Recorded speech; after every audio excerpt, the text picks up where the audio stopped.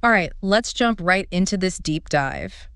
Today we're going to tackle the Presto 17-quart electric pressure canner. Excellent choice. I know, right? Very popular model. Yeah, and for good reason, I think. But, you get it home and you open that box and there's like this instruction manual that's like an encyclopedia. Yeah, it can be a bit daunting. It's a little intimidating, so we're going to like break it all down, make it easy so you can feel good, confident and get started. Yeah. And this particular model, the Presto 17 quart, is really, it's made to be easy to use compared to some of the old stovetop canners. Yeah. Maybe what your grandma used. Right. Like wrestling with those weights and trying to keep that pressure, right on. Right. This thing's got automatic pressure regulation. Yeah. Takes a lot of the guesswork out. Game changer. And plus you got the digital display so you can just set it like, your oven timer. Exactly. Super easy. But of course, like with any canning, safety is, number one. Absolutely. And we'll definitely touch on those things. And speaking of safety, I mean, that's one of the things that got me excited about pressure canning is being able to safely can like low acid foods, like your vegetables, your meats, right, your soups, things that you can't do with, a boiling water bath. Exactly. It gets to that temperature about 240 degrees. Yeah. Which is what we need to destroy botulism. We definitely don't want botulism. Right. So 240, that's the magic number. And that helps with shelf life too, right? Absolutely. I've heard pressure canned goods can last for like a year or two. Yeah, if it's done correctly, up to 2 years. Wow. Sometimes even longer. That's incredible. So you can, you're prepared for anything. Yeah. Busy weeknight emergency preparedness. Yeah, that peace of mind. Yeah. Especially these days, Okay, so let's talk gear. Besides the canner itself, what are like our must-haves? Well, obviously you're going to need jars. Jars. And you can get those in lots of different sizes, whatever you need. Right. And then lids and bands. Now the lids, those are one-time use. But your bands, you can reuse those. As long as they're in good shape. Okay. No rust or anything. Gotcha. You know what else I've learned is a must-have? What's that? A jar lifter. Oh, for sure. Because trying to get those hot jars out of there with tongs or something, that's just an accident waiting to happen. You can get burned, drop a jar. Yeah. So jar duster, that's key. And then a funnel is also really helpful, Yep. just to make filling those jars nice and easy. Makes sense. And no spills. Yeah. And it helps you with your headspace.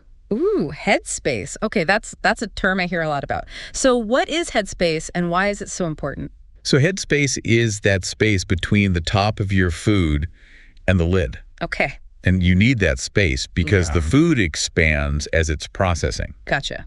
If there's not enough headspace, it could prevent the jar from sealing. Or even crack the jar. Wow. So it's not just about like, looking pretty or something. It's physics. It is. And safety. And I'm assuming different foods have different headspace requirements, right? Correct. Your recipe will tell you exactly how much. So definitely follow that closely. And another tool that can help with the headspace is a bubble remover. Oh. That's just to get any air bubbles that might be trapped in the food out. Because I've heard that those air bubbles can mess with the sealing process too, right? Yes, they can. So you're just trying to, take out all those risk factors. Get rid of all those variables. All right, so now we've got, our equipment. We're ready to go. What about the food itself? Any special considerations for prepping it? Well, freshness is key. Always start with your freshest ingredients. Okay. Whether it's from your garden or, a local farmer's market. So like those tomatoes that are starting to get a little wrinkly, maybe those are better for sauce than for canning, huh? Exactly. And some recipes will have you pack the food raw. Okay. But a lot of times you'll need to blanch or pre-cook your ingredients. And that helps preserve color and texture and even nutrients. So like if I'm doing green beans, blanching them first would help them, stay nice and bright green. Exactly, yeah. And not get mushy. It's like you're giving them a head start. Right. But always follow your recipe. Gotcha. So no winging it when it comes to pressure canning. Right. It's all about being precise. Precisely. All right. Well, let's talk about actually using our Presto 17 quart. I know that's what we're all here for. Yeah. Let's get into it. So before we move on to actually using the canner, okay, I want to touch on something you mentioned earlier, altitude. Oh, right. Altitude. That's important, right? Yes. Very important in pressure canning. Okay. So as you go higher up in altitude, the atmospheric pressure decreases. Okay. Which means water boils at a lower temperature. Makes sense. So since pressure canning is all about hitting those specific temperatures. Right. To kill the bacteria. Exactly. Yeah. We have to adjust the pressure on our canners. So like somebody canning at sea level is going to use a different pressure setting than somebody up in the mountains. Exactly. If you're above 1,000 feet, you'll need to increase the pressure setting. Okay. To make sure that the food inside those jars is reaching that temperature. And the higher you go, the more you need to adjust. Gotcha. And your Presto manual, it has a handy little chart Oh, okay. that tells you the pressure adjustments for different altitudes. Good to know. I need to check that because I'm at about 2,000 feet. Yeah, definitely. Always better to be safe than sorry, Right. because using the wrong pressure could mean your food isn't processed enough. Oh, no. And that could be a safety issue. Safety first. Okay, so we've talked altitude. Let's walk through the actual canning process. All right, so the first thing you want to do is make sure your canner's clean, Okay. in good working order. So check that gasket. The gasket? Yeah, and that rubber ring that seals the lid. Oh, right. Make sure it's nice and pliable, no cracks or anything. So it's like giving your canner a little checkup before you get started. Exactly. And while you're at it, just take a peek at the vent pipe too. Okay. Make sure that's clear. Because we want all that steam to escape during venting. Venting. Okay, another term we hear a lot about. So what is venting and why is it so important? So venting is basically letting the steam escape from the canner for a few minutes Okay. before we let the pressure build up. Gotcha. And it's important because we want to get rid of all the air that was trapped inside when we closed the lid. And why is it so important to get rid of the air? Because air doesn't conduct heat very well. Okay. So if there's air trapped in there, your pressure gauge might say it's at 15 pounds of pressure, but the temperature inside might not actually be high enough. Oh, so we're making sure that we're not just hitting the pressure, we're hitting the right temperature. Exactly. It's all about being precise. Precise. And then once it's vented for, usually it's about 10 minutes. Okay. Then we can close the vent and let that pressure build. And that's where the magic happens. That's where the magic happens. Pressure builds, temperature rises. Yeah. And those jars of goodies are on their way to being shelf stable. Awesome. Okay, so we've got our food prepped, jars are filled, canners venting away. What's next? So once that canner gets up to the pressure we need, Okay. you'll see that on your pressure gauge or on the display, of course, on the Presto. Right. The processing time starts. Processing time. So that's how long those jars need to be in there at that pressure to make sure everything is, safe and preserved. Exactly. And I'm assuming that time's going to vary depending on what you're canning, like green beans versus chicken or something. Right. It depends on the type of food, the size of the jars, even how dense the food is. Okay. Always follow a trusted recipe or a canning guide for those processing times. Gotcha. So we're watching that gauge, we're letting it do its thing. Then what? All right. So once the processing time is up, we have to let the canner cool down and depressurize naturally. Yep. And this is where a lot of people get impatient. Yeah, you want to just open it up and see what you got. I know. Right. But you really can't rush this part. Okay. If you do, you could break jars. The seals could fail. So no quick release, no cold water bath or anything like that. Nope. It has to cool down on its own. It's like letting a cake cool before you frost it. Exactly. Don't want to mess it up at the last minute. You got it. So how long does that usually take? It really depends on what you're canning, but it could be anywhere from 30 minutes to an hour, maybe even longer. Okay. Just let it do its thing. All right. So when that pressure gauge hits 0, we're good to go.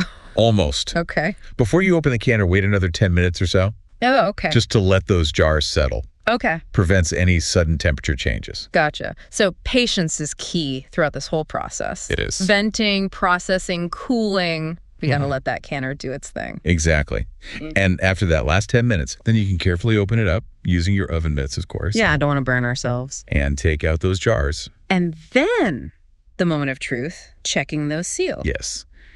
Let the jars cool completely for about 12 to 24 hours. Yeah. And as they cool, you should hear those lids popping. I love that sound. It's a good sound. Yeah. And then once they're totally cool, you can test the seals. Just press down on the center of the lid. If it doesn't move, you got a good seal. That's the sound and the feel of success. It is. And if you do find a jar that didn't seal, Oh, no. don't worry. Okay. You can put it in the fridge and use it within a few days. Okay. Or you can reprocess it within 24 hours using a new lid. Oh, okay. So it's not a total loss. Nope, not at all. Awesome. So for the jars that did seal, how do we store those? Once you've checked your seals, you can actually take the bands off. Oh, really? I always thought you had to keep the bands on. Nope. Taking them off helps prevent rust. Okay. And it makes it easier to spot any signs of spoilage down the road. Gotcha. So we're storing them without the bands. Exactly. That lid is what's keeping everything sealed up tight. Interesting. The band was just to help during the processing. Exactly. Okay, so no bands. And what's the best place to store our canned goods? Cool, dark, dry place. Okay. Like a pantry or a basement shelf. Makes sense. And label those jars with the contents and the date. Oh, right. So we know what we have and how old it is. Exactly. So you can rotate your stock. Use the oldest stuff first. It's like having our own little grocery store. Exactly. So what kinds of things can we actually can with our Presto 17 quart? Oh, so many things. Vegetables, soups, stews, meats, fruits, jams, jellies. It really opens up a whole world of like meal possibilities. That does. And it's so satisfying to be able to, stock your pantry with your own homemade food. It is. It's like healthy, it's budget friendly, and you know exactly what's going into your food. Absolutely. Plus, it's a great way to, preserve those seasonal flavors. Yes. So you can enjoy them all year round. Okay, I'm getting really excited about all this. I think we need to dive into some specific recipes and techniques. Let's do it. All right, so we've talked about the basics of pressure canning with your Presto 17 quart. Yeah, we've covered a lot of ground. Safety, equipment, the whole process. But there's always more to learn, right? Always. I love, getting those tips and tricks that can take things to the next level. Absolutely. Yeah. And once you feel comfortable with the basics, there are definitely some fun techniques you can explore. Okay, like what are some of those next level pressure canning moves? Well, one technique I always recommend is raw packing. Raw packing, what's that? It's where you pack raw ingredients, usually firm vegetables, straight into the jars. No pre-cooking. Oh, interesting. So no blanching or anything. No That crap. sounds like a time saver. But wouldn't they get mushy since they're cooking in the canner for so long? That's what a lot of people think, but the pressure and heat actually create kind of a steaming effect. So they cook perfectly, but they keep that bright color, that nice crisp texture. Wow. And you actually retain more nutrients this way. So it's like win-win, saves time, and it's healthier. Exactly. Okay, I'm intrigued. Any tips for successful raw packing? Well, just like with any canning, make sure your jars are sparkling, clean, sterilized. Of course. And headspace is still super important. Right. Got to have that headspace. With raw packing, you want to pack those veggies in nice and snug. Okay. So they don't float around during processing. Makes sense. But not too tight. Okay. Because then the heat can't circulate properly. So snug but not squished. Got it. Exactly. And another fun technique is layering. This works great for pickled veggies and fruit preserves. Ooh, layering. Yeah, I've seen those jars, like those beautiful layers of peppers and onions and stuff. Yeah, they look amazing. Yeah. And the flavors, they all meld together. That's cool. So what, you just pick ingredients that you think will taste good together and look pretty? Pretty much. Choose things that complement each other. And again, pack those layers in tightly. Right. So they don't shift around. Okay, these are some really cool techniques, but even with all this, sometimes things go wrong, right? It happens, even to the best of us. Yeah. But most canning problems have pretty easy fixes. Okay, good. So, what are some common issues and what can we do about them? One of the most common is jars not sealing. The dreaded failed seal. Yep.